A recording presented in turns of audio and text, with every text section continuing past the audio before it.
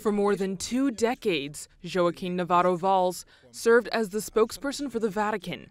6 years after his death, a book recounts his personal stories with Pope John Paul II, from his time in the mountains with the Pope to his final briefing with journalists on the Pope's declining health in 2005.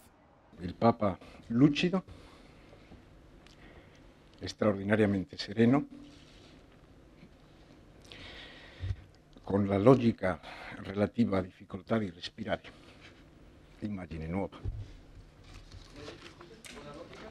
Difficoltà respiratoria, logica. Se ci sono altri aggiornamenti, poi ci teniamo in contatto.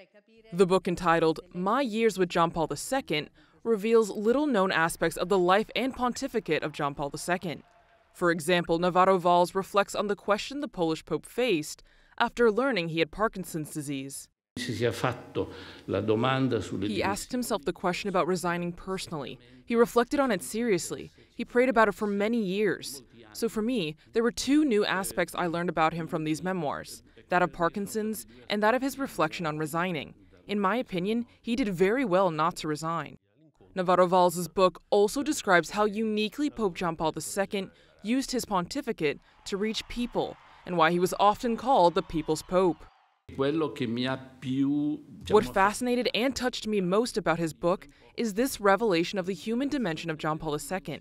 There is no other pope who has so systematically used the idea of lunches and dinners with guests to deal with so many different kinds of problems.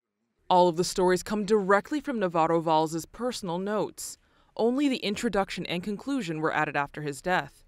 One thing kept him from publishing the book after retiring as the Vatican spokesperson in 2006. Basically, because he did not want to publish it in his lifetime. And another reason was he wondered who would want to read it. He was, however, convinced of having a book on the Pope.